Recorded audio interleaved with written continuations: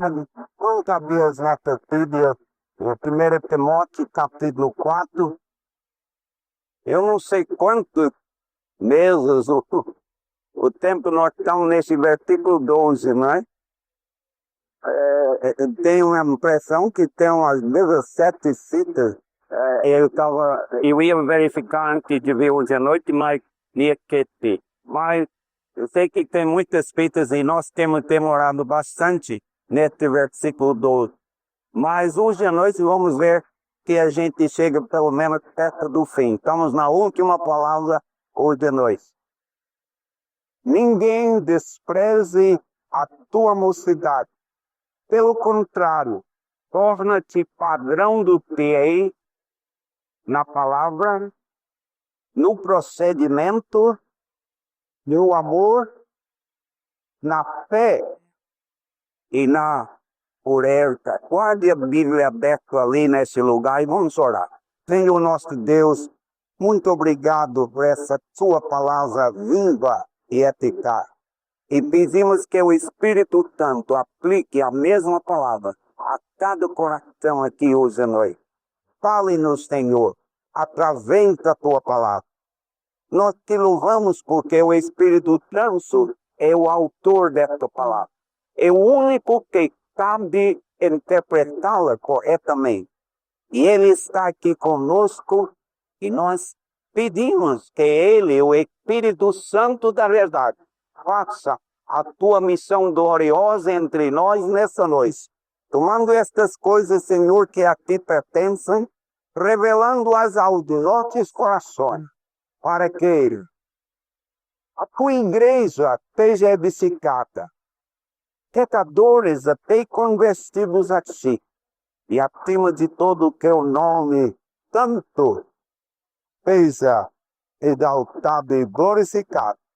Pedimos no nome de Deus. Amém.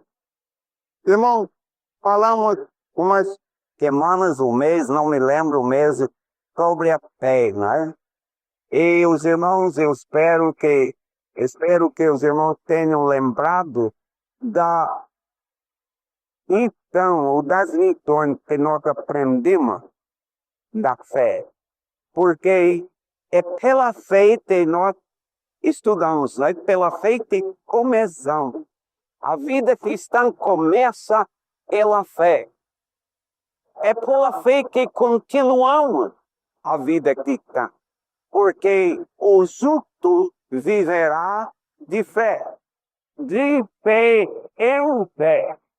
Um pacto é iterado, um pacto repetido, de fé em fé. Então, é a vida do bem. Não é uma experiência no passado e fez graças a Deus. Louvamos a Deus pela experiência que tivemos quando chegamos a conhecer Jesus como Senhor e Salvador da nossa vida. Mas nós não podemos viver uma experiência do passado.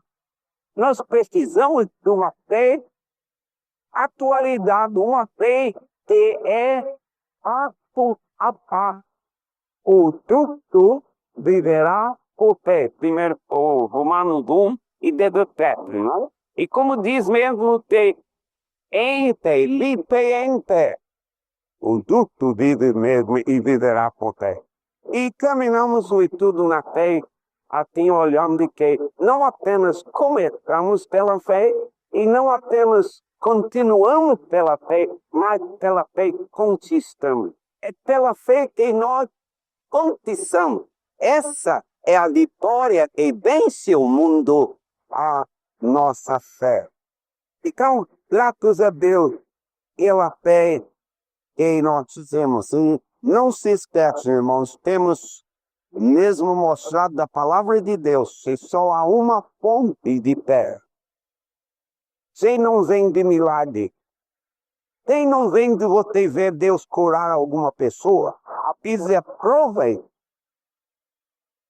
A Bíblia diz que até os que fizeram assim, participaram até dos milagres, do partir do pão, até da multiplicação dos pães, e quando entrar numa canoa, uma mão dada, 12 pessoas, entrar numa canoa mais ou menos Jesus aconselhou isso para ser cuidado no fermento do fariseu. E eles imediatamente pensaram, é que temos de trazer pão.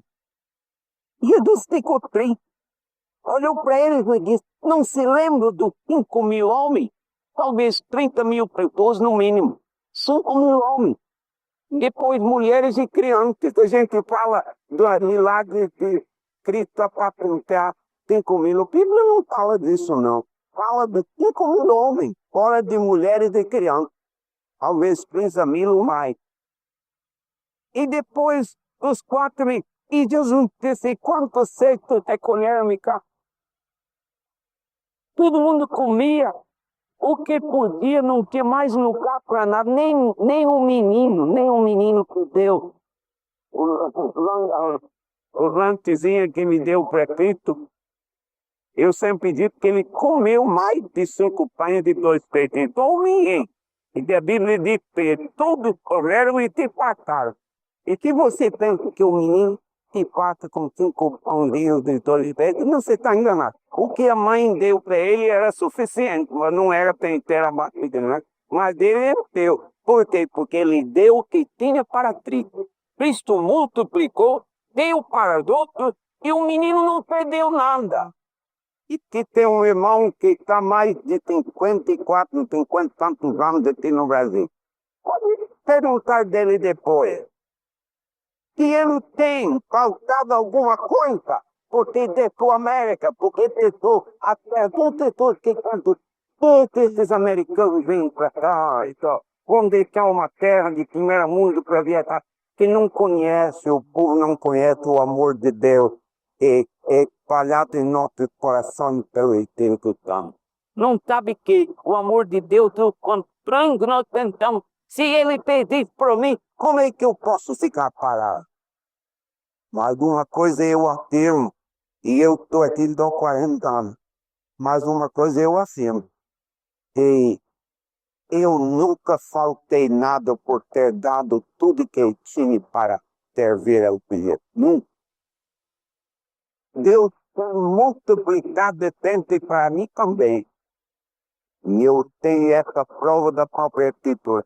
Mas você verá imediatamente depois os discípulos que participaram dos milagres, então, não trouxemos pão. Aquele que apacentou 30.000 pessoas no mínimo mais, será que ele não podia dar comida por 12?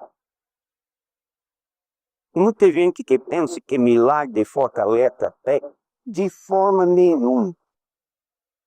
Pode ler a sua Bíblia, até onde diz que vendo os sinais que Jesus fez, muitos creram nele, mas não eram crentes. Eram crentes de Jesus, mas não eram salvos. Você pode estudar uma vez na Bíblia, tem muitos cantos na Bíblia que não são salvos. Por isso tem muitos crentes em Manaus que não são salvos também. Deve mesmo verificar que você não está contado entre os que creem em Jesus, mas que não são salvos. Você acha que eu estou exagerando? Abre sua Bíblia em João capítulo 2. João capítulo 2. Nós temos aqui um exemplo do problema de capítulos, não é? O capítulo nos ajuda muito e versículos também. Porque, por exemplo, agora eu estou mandando vocês abrir em João capítulo 2. Aí evita muito tempo. Se eu tivesse que dizer, pega o Evangelho de João lá pela frente, lá tem João. Os capítulos e versículos nos ajudam, mas também tragam muitas vezes o sentido. Não são inspirados nos capítulos da divisão de capítulos de versículos, não são inspirados. A Bíblia é palavra por palavra. Mas veja bem como até estragou o sentido aqui. Este capítulo 2, versículo 23, é onde capítulo 3 deve começar. 2:23, e deixando ele, este Jesus, em Jerusalém durante a festa da Páscoa. Muitos, sendo os sinais que ele fazia, creram no teu nome, no nome de Jesus, vendo o sinal. Mas o próprio Jesus não se confiava a ele. Jesus não te entregou a ele. Por quê? Porque os conhecia todos e não precisava de que alguém lhe desse testemunho a respeito do homem, porque ele mesmo sabia o que era a natureza humana. Havia entre os fariseus um homem. Está vendo como é? Está dando uma ilustração com Nicodemos do fato que Jesus sabe o que está no teu coração. Nicodemos é a ilustração deste fato. Que Nicodemos chegou a falar com Jesus, Jesus cortou logo a conversa. Nicodemos chegou falando em Sinai também. Pode olhar. Chegou Nicodemos, dos principais dos judeus, este de noite, foi ter com Jesus e lhe disse: Rabi, sabemos que és mestre vindo da parte de Deus, porque ninguém pode fazer esses sinais que tu fazes se Deus não estiver com ele. Aí tu respondeu, Deus, em verdade que diz, se alguém não nascer de novo, não só viver o reino de Deus. Não tem nada a ver com sinal. Nicodemos, tem que nascer de novo. Se vocês verem hoje a preocupação de muitas igrejas é de falar de sinais, é de falar de prodígio, e de falar de tudo isso, Jesus cortaria logo esta conversa e ele veio para aqui. Ele diria para o povo a verdade necessária é nascer de novo. O homem morto não pode ter fé, mas os pastores estão desafiando o povo para ter fé. Antes de sair para o trabalho de manhã, ore a Deus, entrega o teu caminho a Deus, pede Ele para te ajudar, para ver como vai ter bom o dia. Não sabe nem que o cego, em João 9, que diz que não sabia nada, e ele sabia mais do que os pastores hoje, porque ele disse mesmo que Deus não escuta a oração de pecador. Deus só ouve. A primeira oração que Deus ouve de um pecador é: tem misericórdia de mim, Senhor, eu sou pecador. O homem que tem, a mulher que vem confessar o seu pecado diante de Deus, Deus quer ouvir. Ele está pronto para ouvir. Agora, não escuta as pessoas que estão lhe dizendo outra coisa. A raiz da fé é a Bíblia, a palavra de Deus. Romanos 10, 17. Foi bem pelo ouvir e ouvir a palavra de Deus. Então, por isso eu estava dizendo que nós temos que olhar as coisas verdadeiras, as coisas que a Bíblia diz. E temos que cuidar que não estamos tendo mesmo, assim, não estamos sendo enganados, porque Jesus nos aconselhou para ter cuidado e ninguém nos engane. Especialmente nos últimos dias, não foi? E Jesus nos aconselhou. Então, voltando aqui, meus irmãos, vamos passar por esta palavra pureza. Torna-se padrão do fiel na pureza.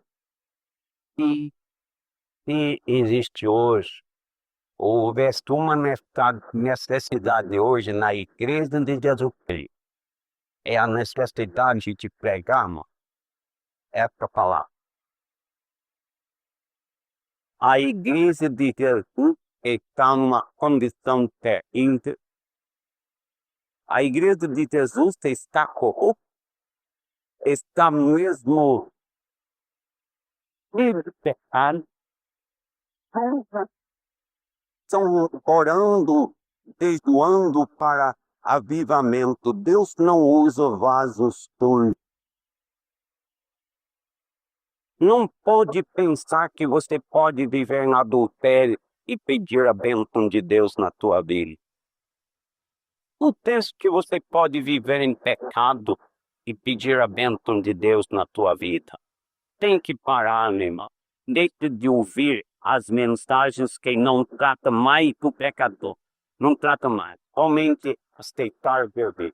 Não tem que deixar nada. Não tem que fazer nada. Está tudo feito, tudo bom. É só aceitar Jesus. A palavra de Deus me ensina que o que é na vida de Deus não continua na prática do pecado.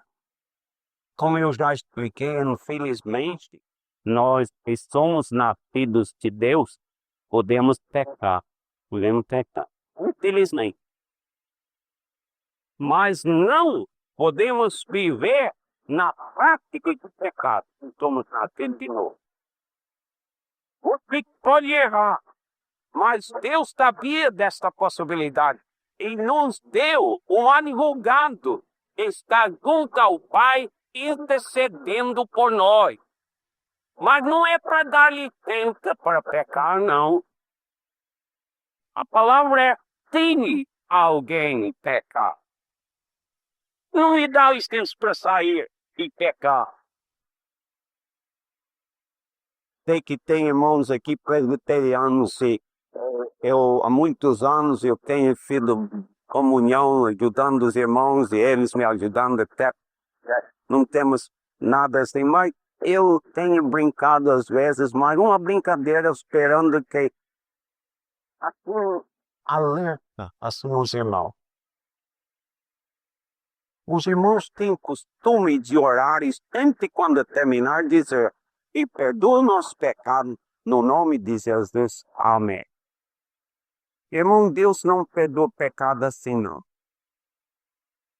Eu estava tirando licença do presbiteriano, também ele está tirando licença. Amanhã ele vai fazer a mesma coisa.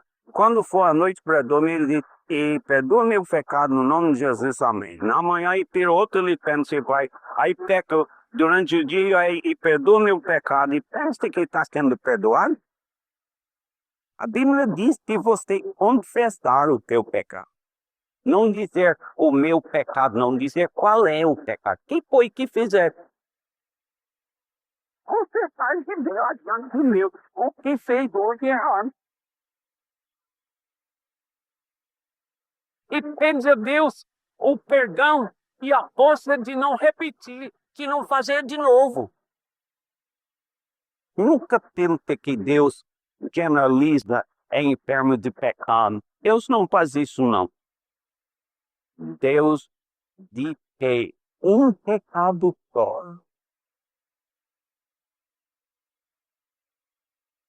será mesmo suficiente para você e não quer entrar no...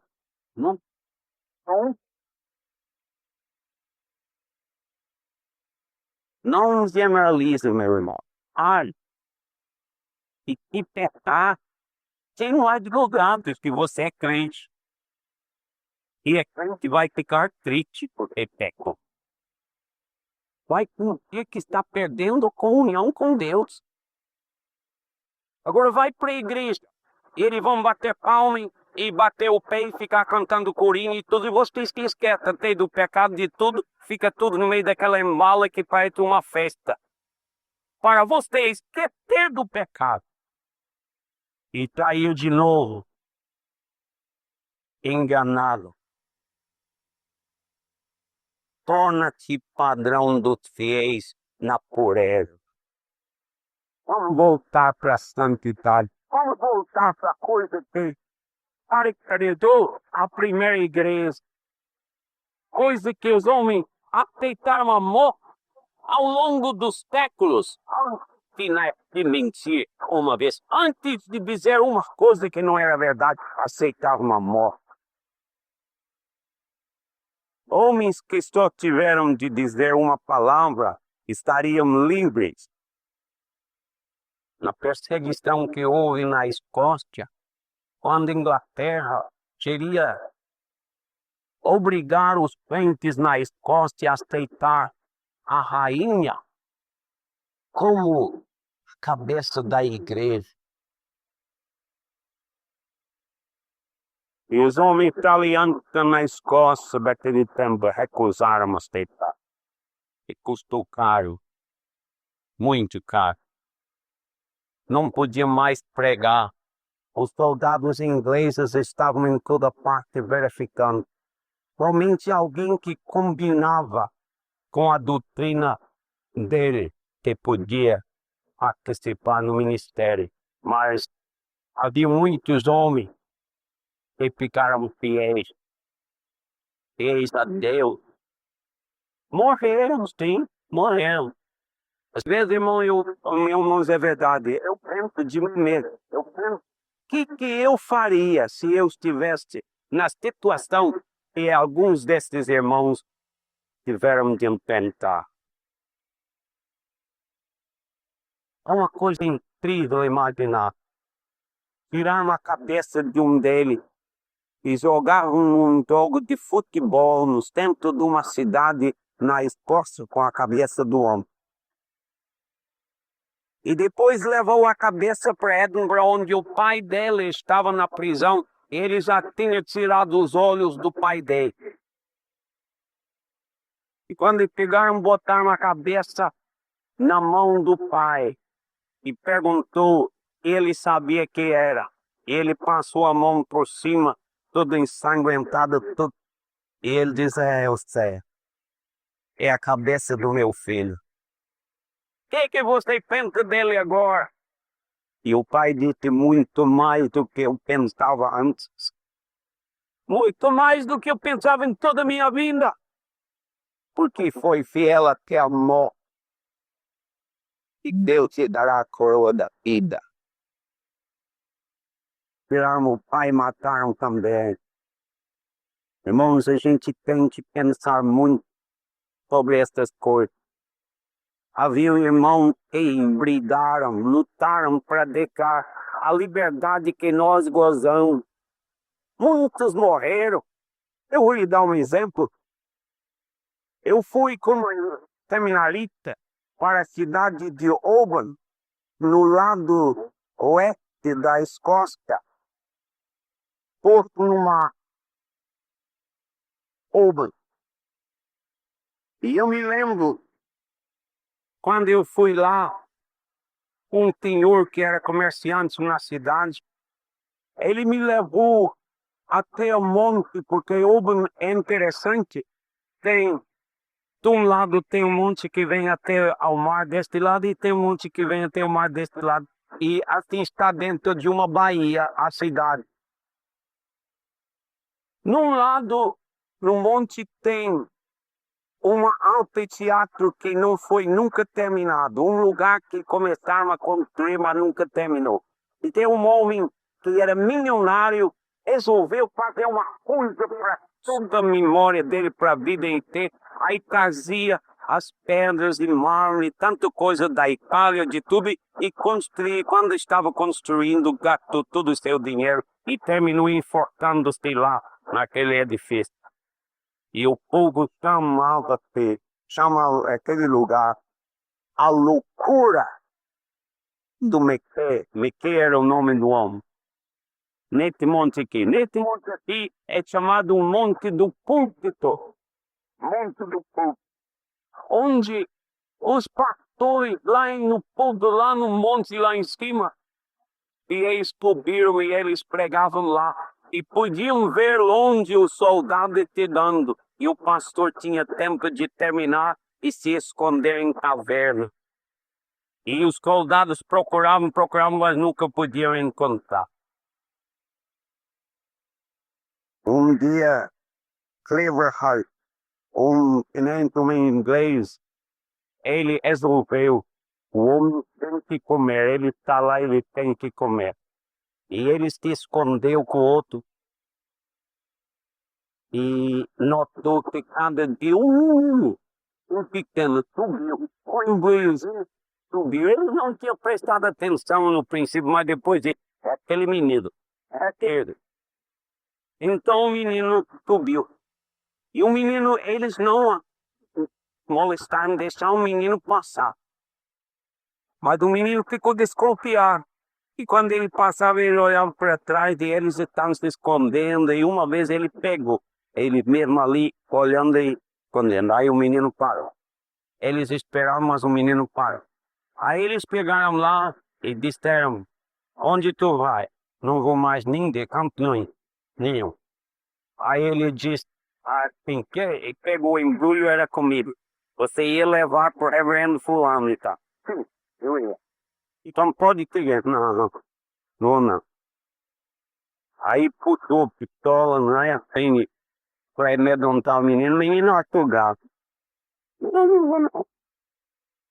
Ele pensou, eu vou mesmo amedrontá-lo. Ele pegou o menino assim E ele foi assim na beira do precipício, lá embaixo tinha o mar com aquelas rochas lá embaixo.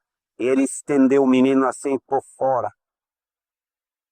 Ele disse assim: olhe para baixo. Aí o menino olhou para baixo. Ele disse: eu vou te soltar se você não nos levar onde ele está. Ele me olhou de novo, o menino olhou. O menino disse assim para ele: meu senhor, é muito profundo mesmo, muito fundo. Mas não quanto o inferno onde tu vai. Aí o homem soltou. Menino, 7, 8, 10 anos. Mas pela fé, conquistando, vencendo e glorificando a Deus. Pegaram um deles, levou para Edinburgh, fizeram mesmo na praça. Eu levei a Florence há 2 anos passados lá para o lugar. E lá no palanque na praça, fizeram mesmo a foca para enfocá-lo. Toda a cidade saiu para ver. E o homem, tirado da prisão, subiu, chegou lá no palanque, botaram uma corda no pescoço dele e perguntaram: tem alguma coisa a dizer antes de morrer? É, é. Aí disse: o que você quer dizer? Tinha uns 3 degraus, uma escadinha para subir no palanque, sabe? O palanque. Ele disse que assim: eu chamo a Deus de testemunha, que cada vez que eu subi a escadinha da minha igreja, eu subi com mais medo e mais temor do que eu subi esta escada hoje. Porque quando eu subi falando para a minha igreja, para ficar no fundo, eu sabia que a mensagem eu ia pregar ia ou salvar ou condenar eternamente os ouvintes. E eu ficava com medo. Mas hoje não toca ninguém, estou eu. Estou comigo. Hoje eu não tenho medo, não. Pode apertar. Aí o homem olhou para ele e disse: ó, quer dizer mais nada. Aí ele disse: eu quero dizer mais uma coisa. Adeus, pensador. Adeus, pensador. Perguntaram o que é isso. Ele disse que eu não vou ter mais, não. Agora eu vou ver. Até aqui eu estou vendo. Mas eu estou vendo que era tão doce ter crente. Mas adeus, pensador. Eu não vou ter mais, agora eu vou ter. Eu verei o Senhor em toda a sua glória. Os homens pensaram que estavam fazendo alguma coisa, estavam apenas colocando o servo do Senhor dentro da presença do seu Senhor. Porque Paulo diz aos crentes do coro: é presente com Deus. Irmãos, eu tive o privilégio como estudante de ir para aquela cidade. E um comerciante me levou no Couvetel, lá no Monte do Povo. E tem uma pedra lá, tapa, onde o pregador ficava. E eu estava assim com ele, ele apontou. Ele disse: vai ficar lá, Federico. Vai pisar lá, você é o pregador de hoje. E os pregadores de outras pessoas ficavam em cima daquela pedra. Eu disse assim para ele: Timé, nem. Eu estou com vontade de tirar meu sapato onde eu estou aqui. Porque a terra é terra santa. Essa terra que conhece homem, que pureza. Essa terra conheceu homem que não negaram os teus penhor, nem por mulher, nem por divertimento, nem por dinheiro, por nada. Para eu viver é Cristo, disse Paulo. E morrer é lucro. É interessante ter há pouco tempo eu soube que aquele homem que me levou, aquele comerciante que me levou naquele dia, hoje é missionário. Deus falou com ele. Ele dedicou sua vida. E há muitos anos está trabalhando como missionário. Muito interessante, não é? Agora, nós temos de lembrar, estes dons e o poder sobrenatural é o poder do Espírito Santo que você tem também, o deve ter, e é o de Deus. Mas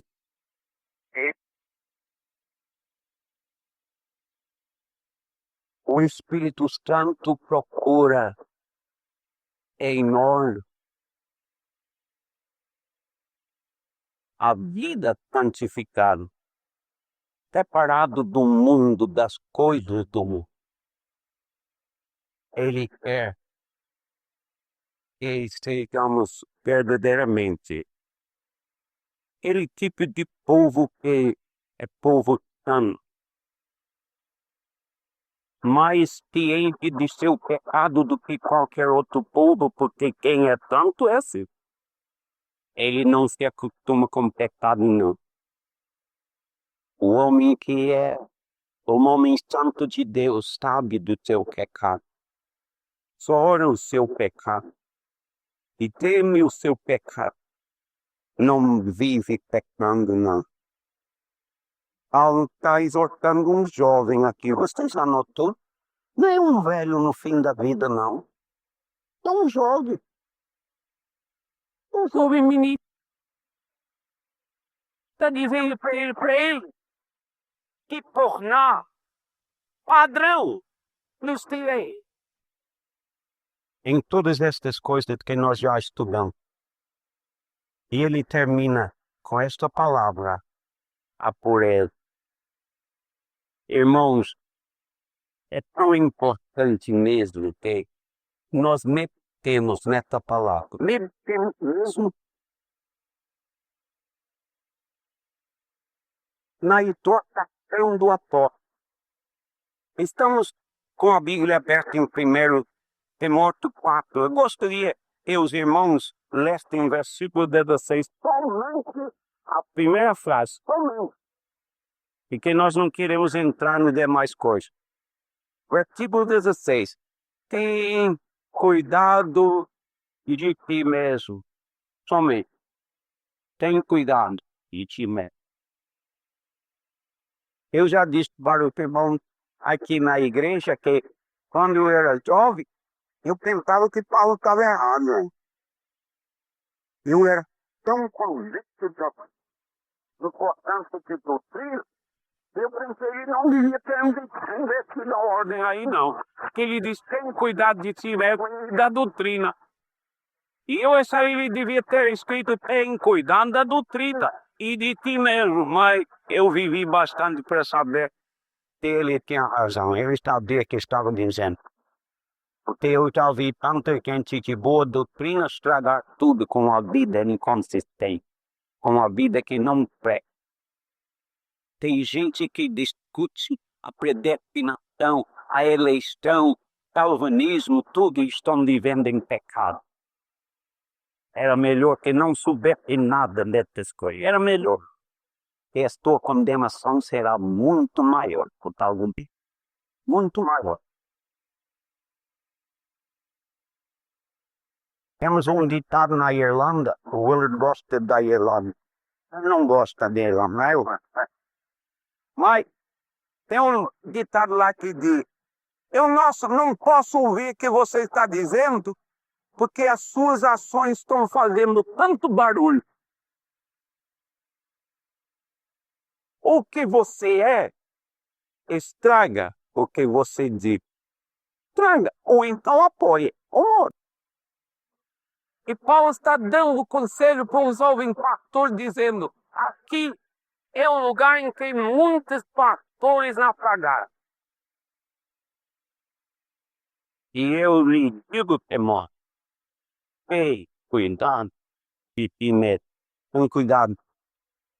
Não pense que você é um estuprão. Não sente que você, porque conhece Deus, que não é sujeito às tentações, às coisas que os outros estão sujeitos. Não. Os nossos corpos ainda não foram remidos. Você ouviu o que eu disse? Os nossos corpos ainda não foram remidos. Vamos para Romanos capítulo 8. Romanos capítulo 8.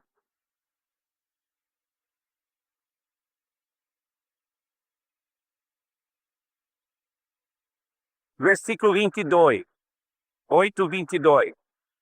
Porque sabemos, é bom saber isto mesmo, é bom que você poder Deus tem. Sabemos que toda a criação, a um só tempo, teme e suporta angústias até agora. A palavra no original é dores de parto. A criação está tendo dores de parto. E a mulher que tem tido dores de parto sabe o que é. É uma coisa que começa uma, depois passa muito tempo para ter a outra, depois passa muito tempo para ter a outra, mas por mais que se aproxima o nascimento, a dor vem uma em cima da outra. Por quê? Porque a contração útero que vai ajudar a criança a nascer. E a nossa criação está gemendo toda a vida, mas está... Vocês já viram como está agora? Uma dor em cima da outra. Tão aspecto mesmo.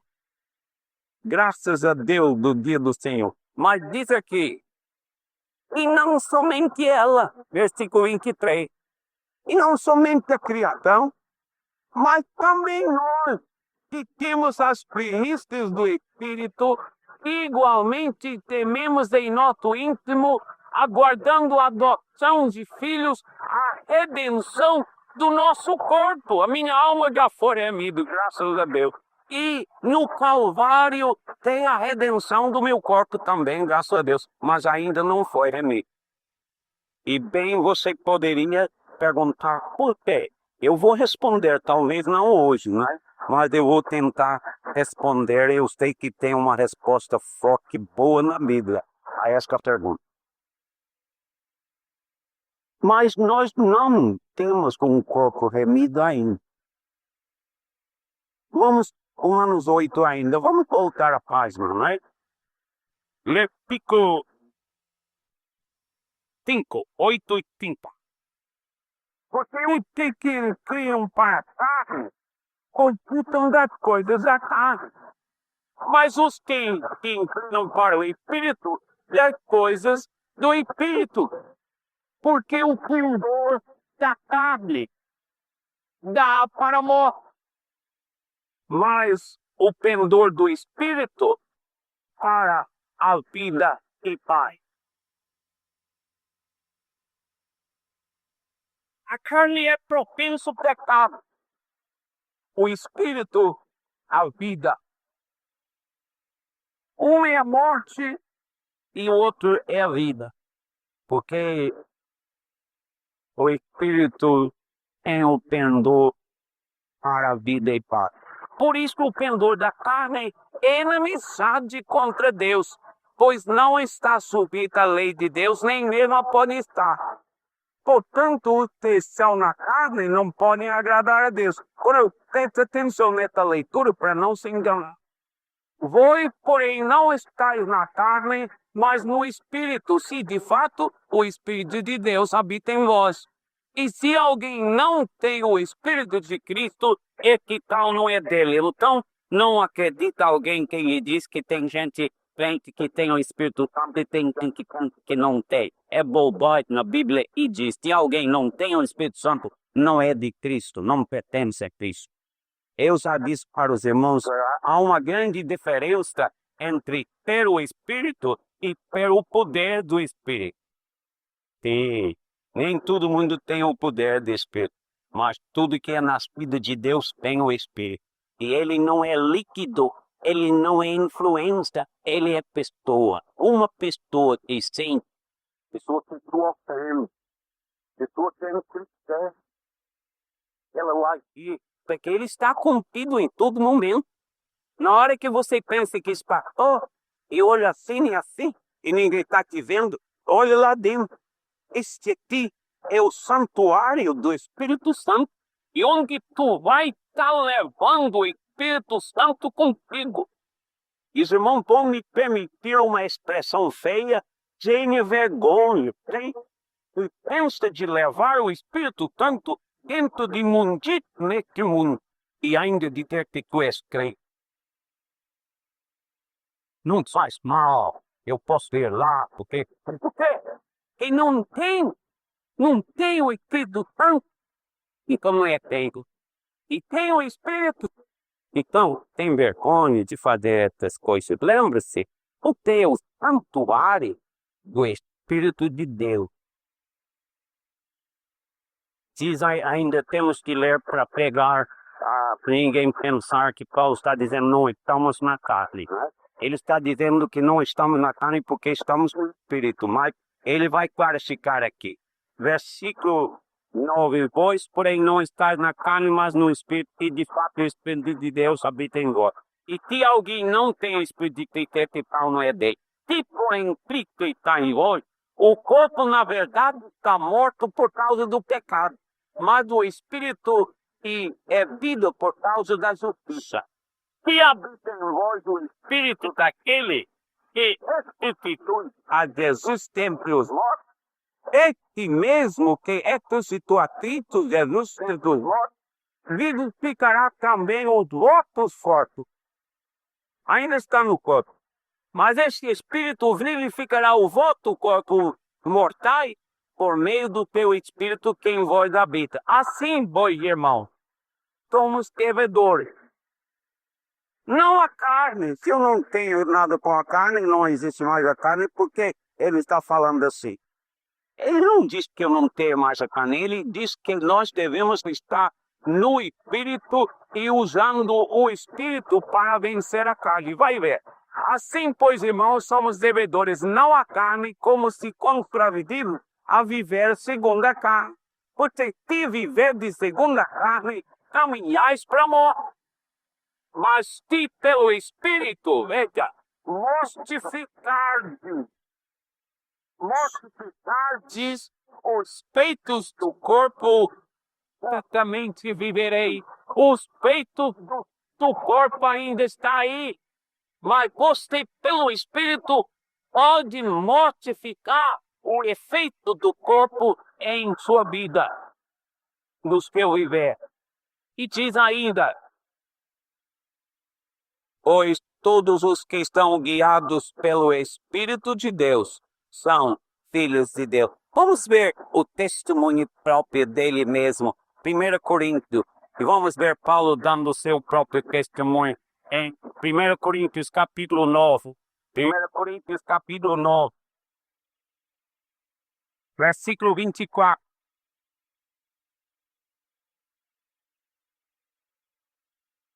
1 Coríntios 9, 24. Não sabeis vós que os que correm no estádio, todos na verdade correm, mas um só leva o prêmio. Correi de tal maneira que o alcancei. Todo atleta que em tudo se domina, aqueles para alcançar uma coroa corruptível, nós, porém, a incorruptível, fazendo o quê? Dominando o seu corpo. O atleta domina o seu corpo para ganhar a coroa corruptível. E Paulo diz que nós devemos dominar o nosso corpo para ganhar a coroa espiritual, a coroa mesma incorruptível. Verso 23. Assim corra, que ele está falando dele mesmo. Assim corro também eu, nem sem meta. Assim luto, não como desferindo golpes no ar. E você bate em que, Paulo? Em que você bate? Mas esmuro o meu corpo. Ele não está dizendo nós não estamos no corpo, não. Nós não estamos na carne pelo poder do Espírito. Nós estamos no corpo com o poder da carne bem perto. E se você não domina, você vai ser derrotado. Eu escrevi embaixo na minha Bíblia uma vez, obviamente, Paulo não confiava em doutrina, em livro da carne. Existem doutrinas que enterram o corpo, não é? O homem velho já morreu. E agora é só uma nova criatura, não tem mais homem velho e tal. Um rapaz que ficou com Spurgeon, não é?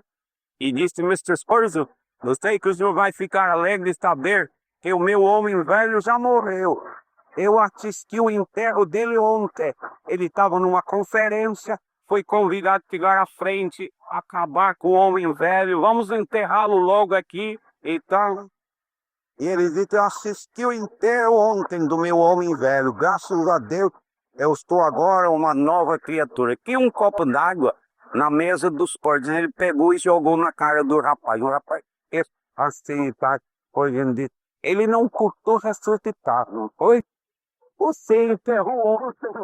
Ele não custou. Ai, também. Desculpe, mas eu só fiz para você tirar a besteira da tua cabeça. O dia da redenção do corpo vem aí. Graças a Deus por isso. Depois, enquanto vamos dar murro, vamos mesmo dominar. Sim, é o Espírito que aqui derivou. O único meio de fazer. Não aceita doutrina. Não aceita esses estates que resolve todo o teu problema. Diz não. O problema fica, mas eu conheço um poder que domina o problema. E o atleta pode dominar, deixar de fumar, deixar de comer aquelas pizzas, aquelas coisas gostosas e tal, porque ele não pode engordar, porque ele quer ganhar aquela coroa. Tem que o creio, não pode. Tendo o Espírito Santo poderoso habitando em nossa vida, sem ele nós podemos. E não temos a vitória, irmãos, simplesmente porque não deixamos o Espírito dirigir as nossas vidas. Nós estamos ainda no trono da nossa vida. O manda aqui estou eu. Já ouvi essa, né? Todo brasileiro já conhece essa expressão. Quem manda aqui sou eu. Amor. No dia que você resolve que não vai mandar mais, será o dia da tua vitória. Que ajoelhe e dizer, Senhor, não sou capaz. Eu sou capaz. Mas o Espírito aqui tem. Senhor, pelo Espírito Santo da verdade, domine o meu corpo. Eu quero vencer-te. Eu quero me ser mais que vencedor, como estudamos na semana passada. E é possível, meus amigos, é possível. 1 Coríntios ainda, irmão, vamos olhar uma coisa aqui, versículo 9, capítulo 6, versículo 9. Ou não saber que os injustos não herdarão o reino de Deus? Não está ali. Não vos enganei, nem impuro, nem idólatra, nem adúltero, nem efeminados, nem sodomita, nem ladrões, nem avarentos, nem bêbados, nem maldizentes, nem roubadores herdarão o reino de Deus. Veja bem que Paulo diz, ai, poucos alguns de vós. Não todos não, mas alguns. Os gentios ouvindo testemunhos parece que o homem só pode ser crente sendo um safado, um ladrão, uma coisa que não prestava e tal, tudo testemunho. Aí, por mais ruim que esteja a pessoa, mais a gente quer ouvir. É mais fama que tem na igreja. É uma vergonha. Paulo diz que daquelas coisas que fazíamos antes temos vergonha.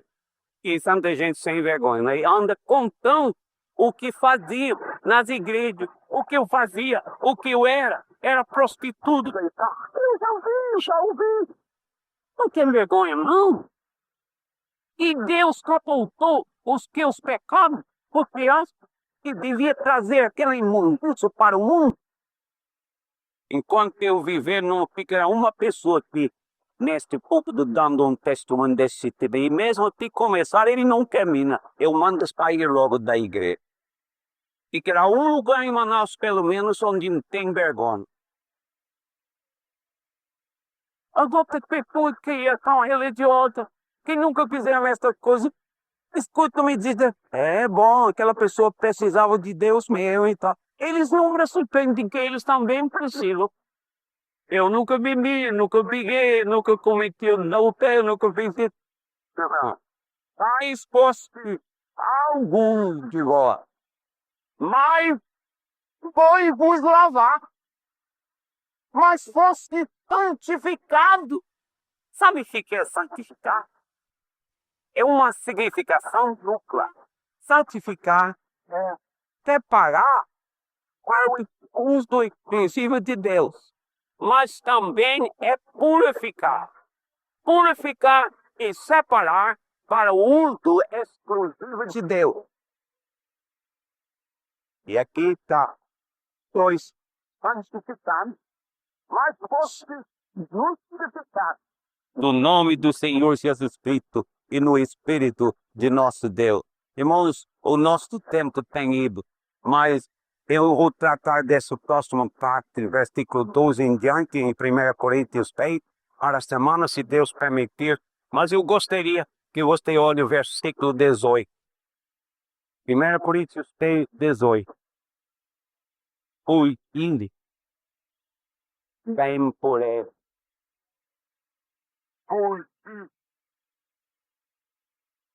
Vem por ele.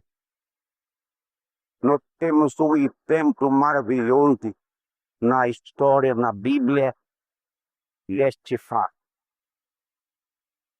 O rapaz que amava Deus, que adorava Deus, o José, o israelita, foi maltratado pelos seus irmãos, foi vendido como escravo, foi colocado num poço primeiro, depois foi tirado e vendido para, assim, como escravo, chegou no Egito e foi colocado na casa do Potifar, aquele homem. E o homem viu o comportamento de José, tão honesto, tão bonito. Ele colocou todos os seus bens sob o cuidado do José, a responsabilidade de José. E a mulher do Potifar ficou olhando para José. E um dia, quando o marido dela não estava, ela pediu José para deitar com ela.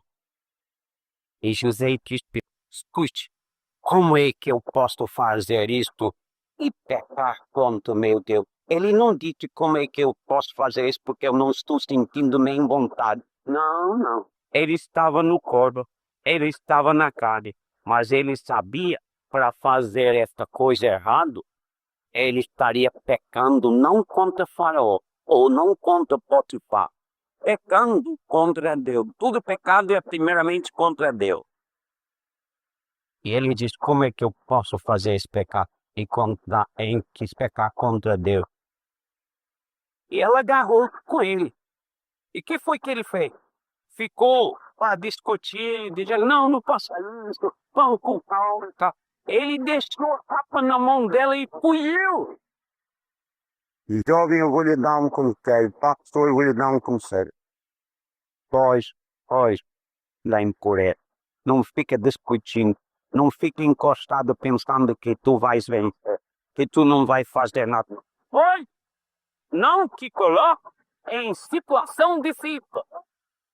Tu ainda estás num corpo que não foi remido ainda e é porque tudo é festa de imundícia e de pecado. E a tua não entra no céu. A Bíblia diz. Só tem um que pode. Como tu quer? aparentemente não foi bom ele fugir, porque com certeza o marido pensava que nele fugir era declarando mesmo a sua culpa, mas ele fugiu como? E ele foi preso. Ele ficou lá anos na prisão. A pensou, o que esse daí pensava tentando? Será que vale a pena ter por tanto se que anda por aí com mulher todo dia, com uma mulher diferente, pai tudo e cá? É que eu tô por dia, eu não quis pensar, eu tô sofrendo. Peraí. Você vai aprender uma lição muito boa. E no fim da história, meus irmãos, Deus usou José como o salvador do Egito. O salvador do Egito e do seu próprio povo até dos seus próprios irmãos. E quando os irmãos pensavam que ele ia se vingar nele, depois que o pai morreu, vieram com a história papai Tito antes de morrer, que o deve nos perdoar, nós José diz, olha, não se preocupe, vai. Pensaste mesmo se me fazer mal. A sua intenção mesmo era de me fazer mal. Mas Deus estava planejando a salvação do Egito. Meu irmão, nunca esqueça disso. Deus é caminho. E mesmo quando você escuta por causa de desquite, calma. Deus vai vindicar o seu prazo. E um dia você verá o valor de uma vida santificada, entregue à mão do Senhor. Oi, nestas coisas, e o Deus que faz, enche-vos na sua paz, na sua alegria, que vocês possam mesmo ser mais que vencedor, por meio daquele que nos amou. Ore, Senhor nosso Deus, muito obrigado pela tua palavra, a palavra da verdade, Senhor, a palavra mesmo em que podemos confiar plenamente, nunca falhou e nunca falhará. Ajuda cada pessoa aqui presente a entender, Senhor, que tu entendes dos teus filhos a pureza. E que nós possamos, Senhor, no meio de uma geração corrupta, no meio de uma geração perversa, Senhor, que nós possamos brilhar como luzes mesmo, como pessoas diferentes, como pessoas que sabem pelo teu Espírito dominar os teus corpos para a glória e honra do teu santo nome. Pedimos no nome de Jesus.